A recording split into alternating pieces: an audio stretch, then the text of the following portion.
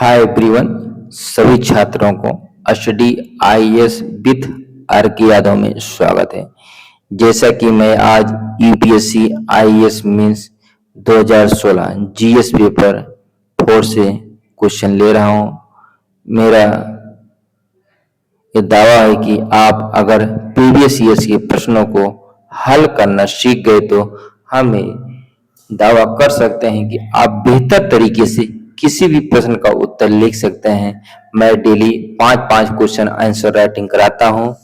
अगर आप हमारे चैनल पर नए हैं तो प्लीज इस चैनल को सब्सक्राइब करने के बाद बेल आइकन की घंटी को क्लिक करना ना भूलें, ताकि जब भी मैं अगला वीडियो अपलोड करूं उसका नोटिफिकेशन आपके मोबाइल पर सबसे पहले पहुंचे। चलिए हम वीडियो को प्रारंभ करते हैं। प्रश्न है, कल्पना करें कि आप एक सामाजिक सेवा योजना के क्रियान्विति के कार्य प्रभारी हैं, जिससे बूढ़ी एवं निराश्रय महिलाओं की सहायता प्रदान करनी है। एक बूढ़ी एवं अशिक्षित महिला योजना का लाभ प्राप्त करने के लिए आपके पास आती है, यद्यपि उसके पास पात्रता के मानदंडों को पूरा करने वाले कागजात दिखाने के लिए नहीं है, परंतु उससे मिलने एवं उसे सुनने से आप यह महसूस करते हैं कि उसे सहायता की निश्चित रूप से आवश्यकता है। आपकी जांच में यह भी आया है कि वास्तव में वह दयनीय दशा में निराश्रित जीवन व्यतीत कर रही है। आप इस धर्म संकट में हैं कि क्या किया जाए। उसे बिना आवश्यक कागजात की योजना में सम्मिलित किया जाना नियमों का स्पष्ट उल्लंघन होगा। उसे सहायता के लिए मना करना भी निर्दयता एवं अमानवीय होगा। प्रश्न पूछा गया है, क्या आप इस धर्म संकट के समाधान के लिए कोई तार्किक तरीका सोच सकते हैं? दूसरा प्रश्न है, इसके लिए अपने कारण बतलाइए। इन दोनों के अनुसार हमें उत्तर लिखना है। सबसे पहले हमें प्रश्न को सावधानी पूर्वक पढ़ना है, उसके बाद हम उत्तर को लिखना है। अब हम सबसे पहले भूमिका लिखेंगे थोड़ा। यह प्रकरण वित्त के शासन, रूल ऑफ लॉ तथा करुणा, मानवता एवं लोक सेवा के नैतिक मूल्यों के बीच उत्पन्न नैतिक दुविधा का उदाहरण है। एक लोक सेवक का दायित्व है कि वह नियमों का पालन करते हुए पात्र व्यक्ति को न्याय दिलाए। अब हम मुख्य भाग पर चलते हैं। हम प्रश्न पॉइंट ए के अनुसार उत्तर देंगे। तार्किक समाधान, महिला को बिना दस्तावेज सीधे योजना में शामिल न किया जाए, क्योंकि यह नियमों का उल्लंघन होगा। स्थानीय प्रशासन, ग्राम पंचायत, वार्ड सदस्य, राजस्व अधिकारी अथवा सामाजिक कार्यकर्ता के माध्यम से उसकी पहचान एवं पात्रता का त्वरित सत्यापन कराया जाए। अगला पॉइंट है, आवश्यक दस्तावेज, आधार, आय, निराश्रय प्रमाण पत्र आदि बनवाने में प्रशासनिक सहायता प्रदान की जाए। सत्यापन पूर्ण होने तक यदि नियम अनुमति दे तो अस्थायी राहत, रहन बसेरा, भोजन, चिकित्सा, वृद्धा आश्रम आदि उपलब्ध कराई जाए। इस प्रकार प्रकरण को सक्षम प्राधिकारी के समक्ष विशेष अनुशंसा सहित प्रस्तुत किया जाए। अब हम प्रश्न बी के अनुसार उत्तर देंगे। कारण है, वैधानिकता एवं मानवीय संवेदनशीलता दोनों का संतुलन बना रहता है। वास्तविक पात्र व्यक्ति को लाभ मिलता है तथा फर्जी लाभार्थियों पर रोक लगती है। प्रशासन की पारदर्शिता, जवाबदेही एवं निष्पक्षता बनी रहती है।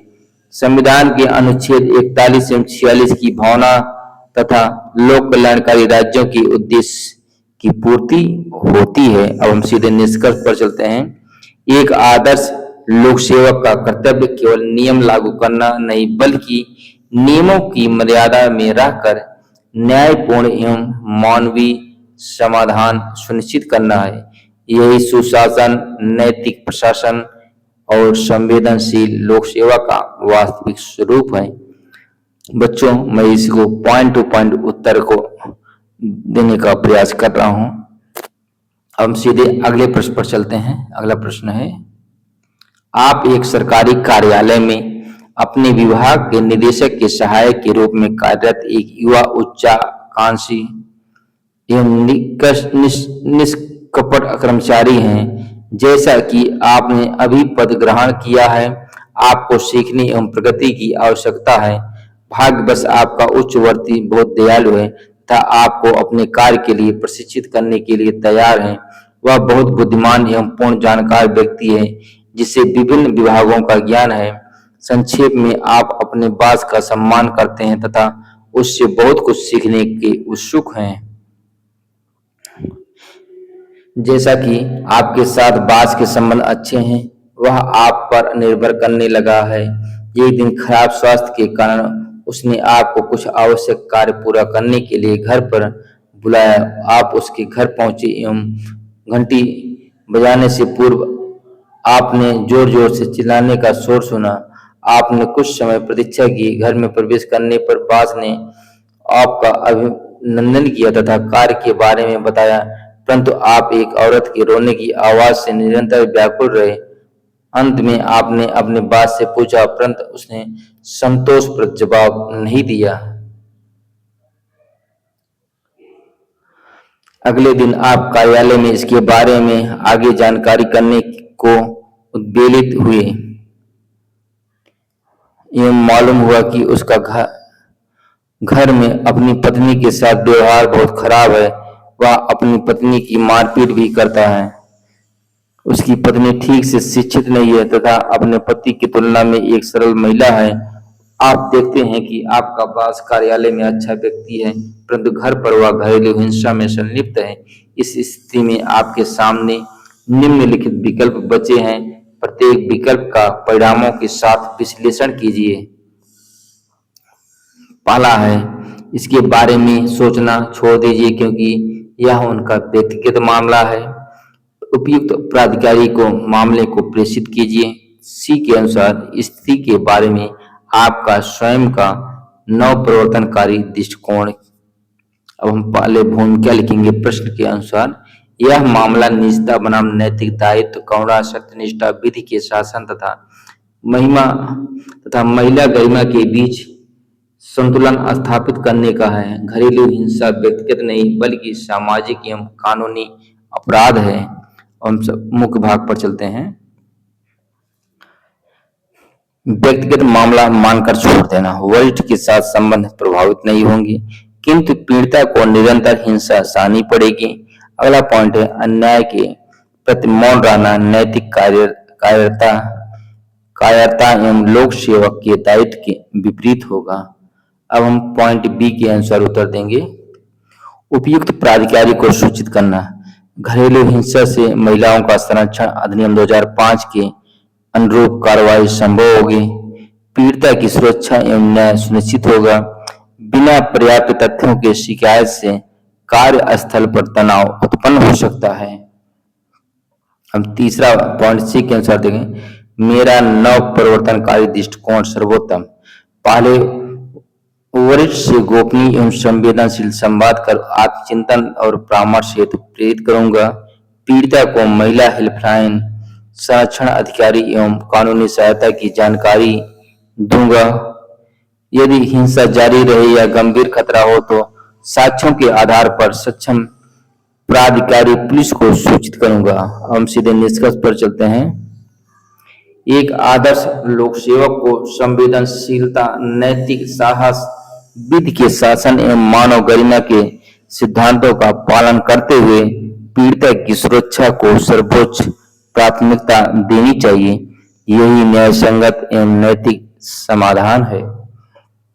अब हम अगले प्रश्न पर चलते हैं। एबीसी लिमिटेड एक बड़ी पारराष्ट्रीय कंपनी है जो विशाल शेयरधारक के आधार पर विविध व्यापारिक गतिविधियां संचालित करती है। कंपनी द्वारा निरंतर विस्तार एवं रोजगार सृजन हो रहा है। कंपनी ने अपने विस्तार एवं विविधता कार्यक्रम के अंतर्गत विकासपुरी, जो एक अविकसित क्षेत्र में एक नया संयंत्र स्थापित करने का निर्णय किया। नया संयंत्र ऊर्जा दक्ष प्रौद्योगिकी के प्रयोग के अनुरूप प्रारूपित किया गया है, जो कंपनी की उत्पादन लागत को 20% बचाएगी। कंपनी के निर्णय सरकार की अविकसित क्षेत्रों के विकास के लिए निवेश को आकर्षित करने की नीति के अनुरूप है। सरकार ने उन कंपनियों को 5 वर्ष के लिए करों में छूट टैक्स हॉलिडे की घोषणा की है जो अविकसित क्षेत्र में निवेश करते हैं। फिर भी नया संयंत्र विकास पूरे क्षेत्र के शांति प्रिय निवासियों के लिए अव्यवस्था पैदा कर देगा। नए संयंत्र के परिणाम स्वरूप जीवन यापन की लागत बढ़ेगी, क्षेत्र में विदेशी प्रोत्साहन से सामाजिक एवं आर्थिक व्यवस्था प्रभावित होगी। कंपनी को संभावित विरोध का आभास होने पर उसने विकासपुरी क्षेत्र के लोगों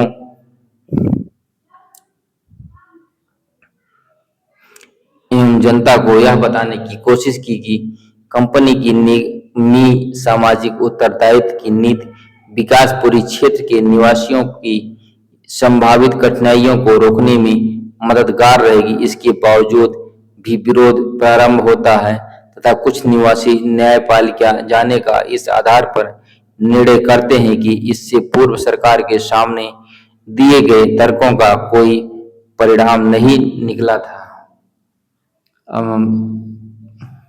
पहला पॉइंट है, इस मामले में अंतर्निहित समस्याओं की पहचान कीजिए। दूसरा पॉइंट है, आप कंपनी के लक्ष्यों एवं प्रभावित निवासियों की संतुष्टि के लिए क्या सुझाव दे सकते हैं। हम सबसे पहले प्रश्न के अनुसार भूमिका लिखेंगे। यह प्रकरण आर्थिक विकास, कारपोरेट उत्तरदायित्व, सामाजिक न्याय एवं सहभागी शासन के बीच संतुलन स्थापित करने की नैतिक दुविधा को दर्शाता है। अब सीधे मुख्य भाग पर चलते हैं। पहला पॉइंट है, अंतर्निहित समस्याएं। आर्थिक विकास बनाम स्थानीय सामाजिक हित का टकराव, प्रभावित समुदाय से पूर्व एवं सार्थक परामर्श का अभाव, जीवन यापन की लागत एवं सामाजिक सांस्कृतिक असंतुलन की आशंका। अगला है, CSR को अधिकारों के विकल्प के रूप में प्रस्तुत करना। सरकार, कंपनी एवं स्थानीय समुदाय के बीच विश्वास की कमी, न्यायिक हस्तक्षेप की आवश्यकता जो प्रशासनिक संवाद की विफलता दर्शाती है। अब हम सुझाव देखें प्रश्न बी के अनुसार। स्थानीय समुदाय के साथ पूर्व मुक्त एवं सूचित परामर्श सुनिश्चित किया जाए, सामाजिक प्रभाव आकलन कर उसकी रिपोर्ट सार्वजनिक की जाए, स्थानीय लोगों को रोजगार, कौशल विकास एवं प्राथमिकता आधारित भर्ती दी जाए, आवास, स्वस्थ शिक्षा, जल एवं आधारभूत सुविधाओं में निवेश किया जाए, शिकायत निवारण तंत्र एवं स्वतंत्र निगरानी समिति गठित की जाए। CSR को कानूनी दायित्वों का विकल्प नहीं बल्कि पूरक बनाया जाए, पर्यावरणीय एवं सामाजिक मानकों का कठोर पालन सुनिश्चित किया जाए। अब हम सीधे निष्कर्ष पर चलते हैं। समावेशी विकास, इंक्लूसिव डेवलपमेंट तभी संभव है जब कंपनी, सरकार और स्थानीय समुदाय संवाद, पारदर्शिता, उत्तरदायित्व एवं न्याय के सिद्धांतों के आधार पर कार्य करें। इससे कंपनी के व्यवसायिक उद्देश्य तथा निवासियों के हित दोनों सुरक्षित रहेंगे। अब अगला प्रश्न देखते हैं।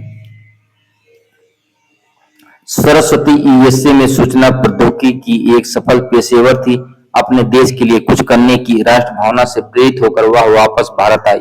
उसने गरीब ग्रामीण समुदाय के लिए एक पाठशाला निर्माण के लिए एक जैसे विचारों वाले कुछ मित्रों के साथ मिलकर एक गैर सरकारी संगठन बनाया। पाठशाला का लक्ष्य नाम मात्र की लागत पर उच्च स्तरीय आधुनिक शिक्षा प्रदान करना था। उसने जल्दी ही पाया कि उसे कई सरकारी एजेंसियों से अनुमति लेनी होगी। नियम एवं प्रक्रियाएं काफी अस्पष्ट एवं जटिल थी। अनावश्यक देरियों, अधिकारियों की कठोर प्रवृत्ति एवं घूस की लगातार मांग से वह सबसे ज्यादा हतोत्साहित हुई। उसके एवं उस जैसे दूसरों के अनुभव ने लोगों को सामाजिक सेवा परियोजनाओं को लेने से रोका हुआ है। अगला पॉइंट है, स्वैच्छिक सामाजिक कार्य पर सरकारी नियंत्रण के उपाय आवश्यक हैं, परंतु इन्हें बाध्यकारी या भ्रष्ट रूप में प्रयोग में नहीं लिया जाना चाहिए। आप क्या उपाय यह सुनिश्चित करने के लिए सुझाएंगे कि जिससे आवश्यक नियंत्रण के साथ नेक इरादों वाले ईमानदार और गैर सरकारी संगठन के प्रयासों में बाधा नहीं आए। हम सबसे पहले प्रश्न के अनुसार भूमिका लिखेंगे। लोकतंत्र में स्वैच्छिक संगठन एनजीओ शासन के पूरक के रूप में शिक्षा, स्वास्थ्य एवं सामाजिक न्याय के क्षेत्र में महत्वपूर्ण भूमिका निभाते हैं। अतः उत्तरदायित्व और सुगमता के बीच संतुलन आवश्यक है। हम सीधे मुख्य भाग पर चलते हैं।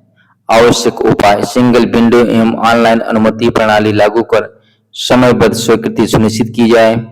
नियमों एवं प्रक्रियाओं का सरलीकरण तथा स्पष्ट दिशा निर्देश जारी किए जाएं। प्रत्येक सेवा के लिए सिटीजन चार्टर एवं उत्तरदायी अधिकारी निर्धारित हो। ई गवर्नेंस, डिजिटल भुगतान एवं फाइल ट्रैकिंग से मानवीय विवेकाधिकार एवं भ्रष्टाचार कम किया जाए। रिश्वत की शिकायत हेतु व्हिल्स ब्लोअर संरक्षण हेल्पलाइन एवं प्रभावी शिकायत निवारण तंत्र स्थापित हो। जोखिम आधारित ऑडिट अपनाया जाए जिससे ईमानदार संस्थाओं को अनावश्यक निरीक्षण से राहत मिले। अगला पॉइंट है, उत्कृष्ट कार्य करने वाले एनजीओ को ग्रीन चैनल फास्ट ट्रैक स्वीकृति प्रदान की जाए। अधिकारियों के लिए नैतिकता, संवेदनशीलता एवं सेवा उन्मुख व्यवहार का नियमित प्रशिक्षण हो तथा भ्रष्ट अधिकारियों पर कठोर दंड सुनिश्चित किया जाए। और हम सीधे निष्कर्ष पर चलते हैं। न्यूनतम सरकार अधिकतम सुशासन की भावना के अनुरूप पारदर्शी, डिजिटल एवं जवाबदेह व्यवस्था विकसित कर ही ईमानदार एनजीओ को प्रोत्साहित करते हुए आवश्यक सरकारी नियंत्रण बनाए रखा जा सकता है। इससे जन भागीदारी बढ़ेगी तथा समावेशी विकास का लक्ष्य साकार होगा। धन्यवाद।